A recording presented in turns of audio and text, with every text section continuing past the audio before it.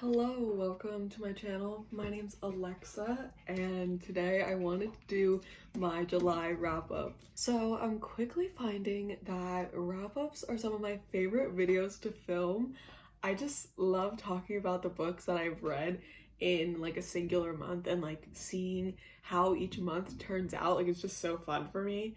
So I had a pretty good reading month. I read 9 books this month, and the books I read this month were so good, and I just have so much to say about them. It was really just like such a journey, an adventure this July. So let's just get into it. So I really started this month off with a bang because the first book I read this month was Ace of Spades, and I loved this book. I was expecting to like this book because I heard such great things about it, but I did not know I was gonna like it as much as I did. Basically, it's described as a sort of Gossip Girl Get Out crossover, kind of, and that is just such an accurate comparison. It's honestly unbelievable like how much like those two concepts merge in this book. And basically in this book you're following our two main characters, Chiamaka and Devon, and their experience being the only two Black kids in their private school. And just some like crazy shit starts to happen, and it's just insane. Like, every time I thought I knew what was happening, I didn't. It just kept me like so on my toes. Like, I constantly like was just wondering what was gonna happen next. I had to keep going. It was just so full of drama. It was so good. And both of these characters were so likable. I feel like Chiamaka's character was a little like not likable in the beginning because she was like this queen bee and it's like that whole kind of thing. But throughout the story, she really gets more fleshed out and she's just great. She becomes a really interesting character. But I definitely feel like Devon is probably the first one a lot of people connect with right off the bat. Once you get into it, both of the characters are so stunning. They're so dynamic and three-dimensional, and they're both queer, and they both have queer relationships in this book.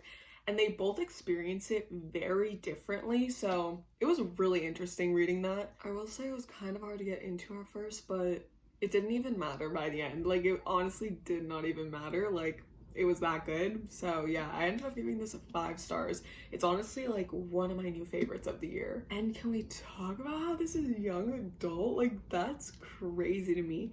Like, I just really don't read that much young adult anymore, and I expect a lot of young adult to like be generally a little less mature than adult books, you know?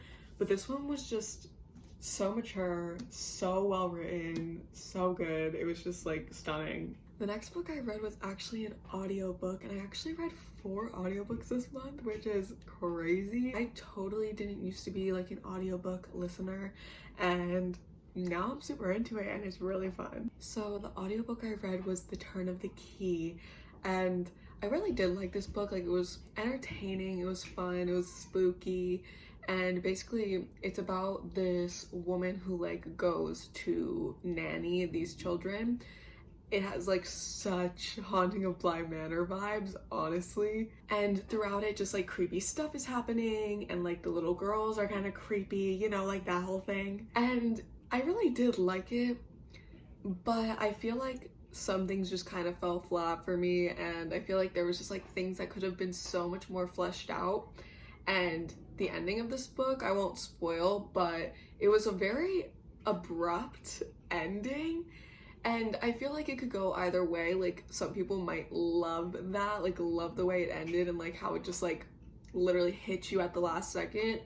Or like me, I just kind of felt like there should have been a little more either before or after what had happened at the end. So I ended up giving this 3.5 stars, rounded down to 3, but I still really did like it. Like, it was really fun to listen to on audio. The next book I read this month was the first romance I read this month, which was Hang the Moon, and I really liked this book. This is the second book after Written in the Stars, and I gotta say, I feel like what I love so much about this book was seeing the previous characters from the other book. Like, that was just so fun, like seeing them as a friend group. I wasn't sure if I was gonna like this book that much. I just wasn't sure if I was gonna really dig the romance, and obviously that's like the main thing happening here. But I liked it. Like, it was really sweet, it was really cute, and I really liked Annie as a main character. Like, she was just like such a great main character. She was so fun and so nice and likable, and she was a bi-main character, and I just really liked her. And I loved like all the moments with like her and Darcy and Elle and Elle's roommate Margot. I just thought it was really sweet and really cute, so I gave it 4 stars. The next book I read was another audiobook, which was Dark Places by Gillian Flynn, and I have such mixed opinions on this. So basically this book is about this woman, Libby, and it kind of goes into her past because she is a victim of like her brother murdering her whole family when she was like 9 years old. So that happens, you know that right at the beginning of the book, and then it kind of goes into her like trying to deal with life afterwards as an adult, and eventually like kind of looking into conspiracy theories. She's super against it at first because she, you know, really thinks her brother did it. She's like, I was there, my brother did it. But basically she's pretty desperate for money at the beginning of the book, and so she ends up going to this like basically like a true crime convention and like talking to all these people to get money. And then she starts really getting into like the conspiracy theories of it all because people are asking her to do stuff and she's like, okay, I'll do it for money. I really liked our main character. Like, I liked that she had these parts of herself that were like damaged, but she was also like really rebellious and like independent. Like, I just thought she was a really cool main character. And I ended up giving this book 3.5 stars, rounded up to 4. I feel like this is probably my favorite Gillian Flynn book, because I've read them all now, either this or Gone Girl, but I really liked the concept of this one. I thought it was like really interesting. The only thing that really bothered me was the ending. I just feel like things wrapped up in like a poor way. Like, I feel like it could have been much more eventful, and I don't know, I just wasn't satisfied with the ending. But I did realize like 3/4 through this book that I watched the movie. I didn't even know I watched the movie, and then I looked up if there was a movie, and then I was like, oh, I've fully seen this. And then I spoiled myself because I knew the ending from the movie, but it's fine. So afterwards I watched the movie. I was like, okay, this is fine, I'm gonna watch the movie afterwards, you know, jog my memory. And the movie, I feel like, really made the ending make sense a lot more than the book. So I don't know, I'm very indifferent about it. I feel like Gillian Flynn's writing is like really interesting until you get to like a certain point, and then it's just kind of underwhelming. Anyway, moving on. Next I read On Earth We're Briefly Gorgeous, and wow, this book was insane. This book is like sort of hard to explain because it's not a memoir, it's not like an autobiography, but it's kind of like something in between. And it's basically Ocean Vuong telling the story like of his life, you know, anecdotes from his mother and his grandmother and how like growing up was with them. And this one actually took me a long time to get through, and I was getting like frustrated about it because you really can't read that much of this at once. At least I couldn't. Like, all of it was just like very intense, very like heavy, very emotional. But honestly, like, there are some of the most beautiful written sentences I've ever read in my life in this book. Like, it actually drives me crazy. And this is just such a personal work of art. Like, it's so personal that like you can't help but give it 5 stars. Like, it's literally so beautiful. And like the fact that like someone opened up like this and like gave it to everyone as a gift, like, that's what this is. And it just really opened my eyes to like such a different experience. Like, you know, he's older than me, so he has like all these memories from the past that are so different from like my childhood. And he also talks a lot about how him and his family being like a byproduct of the Vietnam War affects him and, you know, shaped a lot of his life. And then it also goes into like his childhood and his like teenagehood and him like falling in love for the first time with a boy, but it being like really casual but also secretive and like really undefined and odd. And reading about all these personal relationships and his like personal experience was just so beautiful. Like, I honestly just felt so grateful that like a person could be this vulnerable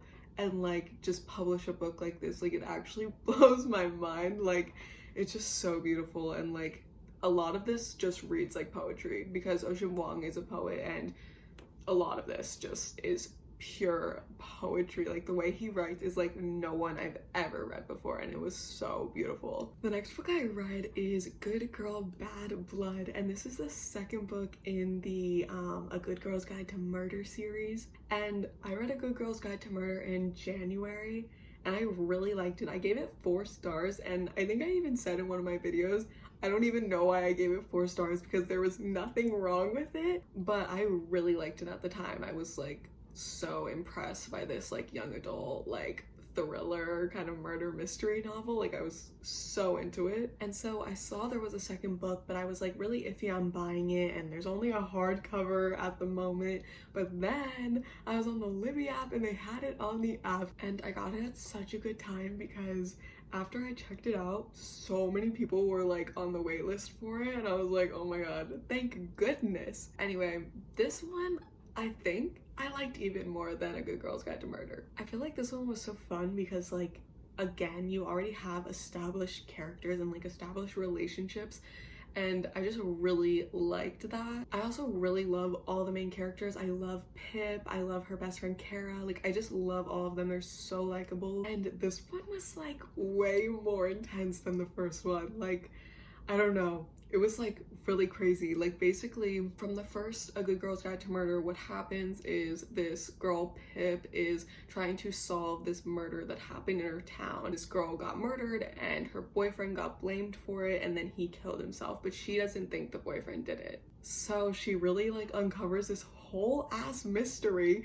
and you know, everyone knows about it by the end of the book, and it's like really insane. Like, it's actually insane, and it had so many good plot twists. It was great. And then in this book, she actually like starts a podcast to tell that story, and then one of her friend's brothers go missing and they ask her for help. So she wanted to not do this anymore. Like, the first time it really consumed her and it was dangerous, but she got asked for help and she's good at it, and she was like, okay, like I'm gonna do it. And it was just such a wild ride. It was literally insane, and I feel like the ending was so unexpected, and I think like a lot of people, like, it could go either way. Like, people could either feel like it all made sense or that like it kind of came out of nowhere, but I feel like Holly Jackson writes it perfectly, that like she puts so many clues that you kind of have to piece it together like alongside Pip,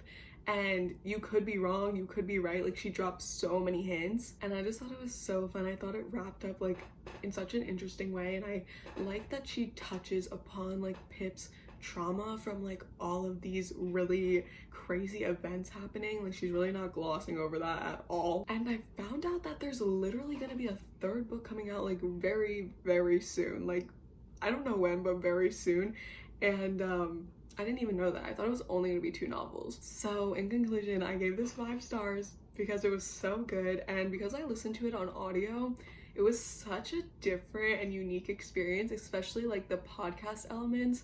It was so good. I really recommend listening to this on audio. The next book I read was another audiobook, and this was a novella. It's called And Every Morning the Way Home Gets Longer and Longer. And I've heard a lot of good things about this book, and I just wanted to try it out. It was only 1 hour on audio, so I was like, okay, like, let's see. And this was really towards the end of the month. Like, I finished the last book on the 26th, so I really didn't think I was gonna get much more reading done. So I listened to this book, and basically it's kind of just like a reflection of like a dad and his son, and a grandfather and his grandchild, and them just kind of reflecting on life, basically. It's honestly kind of hard to explain because it really does read like something really experimental, and Frederick Bachman even says like at the beginning of the book that like no one was even meant to like read this. He just like wrote this to like get it out of him and like try to understand things for himself, but no one was really meant to read it anyway. And so it just like brings up a lot of like existential thoughts and questions, but I definitely didn't get as emotional as I thought I was gonna get. Like, I don't know, so many people were saying that like they were crying. This was such a 5-star book, and like you're gonna cry, like get ready, you're gonna cry. All the reviews say that too, and I just didn't cry. Like, it just didn't hit me like that, but it was still really good. It was really sweet. It wasn't like, I don't know, it didn't like hit me that hard, but I still thought it was really like cute, so I gave it 4 stars. These last 2 books drive me crazy, so let's get into it. So the next book I read was This Is How You Lose the Time War, and oh my god. Basically, this book is about like these 2 women on opposite sides of a war in like, you know, this completely made up universe, and then they start like sending letters to each other and then falling in love, right? I love how on the back the quote from V. Schwab just says, "Holy shit, this was good." So basically, I had never read fantasy or sci-fi literally ever. I was really out of my comfort zone reading this, and honestly, like the first 50 to like 60 pages I was not into it at all. Like, I was genuinely like mad. Like, I was like, damn, am I wasting my time? Like, did I waste my money? Like, I don't like this, because it was just so difficult for me to like understand the language and like how they were putting it, and like it was just very confusing. But I kept pushing through. I was like, okay, I'm like, let's just keep trying, I guess. Like, it's not that long of a book, you know, but it definitely was like really hard to read at first, and I was getting super frustrated. I literally thought this was gonna be like a 1-2 star, but then this book goes crazy. Literally, it goes insane after like 60 pages. Like, oh my god, the stakes are so risen. I was crying many times during this, and that is just not like me. Like, I don't just keep crying constantly during a book unless I'm reading The 7 Husbands of Evelyn Hugo. So I was very shocked. The letters between the both of them just became like so intense, and the language that I was before turned into some of the most like beautiful put together sentences I've ever read. Seriously. And just the love story in this is so good. The letters are just so pure. It has like such Romeo and like Juliet vibes, and the universe that they're in is also like really interesting because you don't get a full explanation of the universe. Honestly, I really appreciated just like being immersed in the world and like not having it fully explained. Like, once you were really into it, it just like was what it was. And I literally highlighted so much of this book. Like, it's actually ridiculous how much of this I highlighted. Like, just like full ass pages. Like, it was so good. Like, I had no idea I was gonna like it this much at the beginning. Like, it really surprised me. So I ended up giving this 4.5 stars. I rounded it down to 4 stars because there was a part of me that was like, if I can't understand everything that's happening, maybe it's not me, you know? Like, maybe something's not right here. But still, this was so worthwhile. I feel like this is honestly one of my favorites of the year. Like, this was written so beautifully. Like, oh, it was so good. The last book I read is Hairpin Curves, and this was a book I never ever have heard of.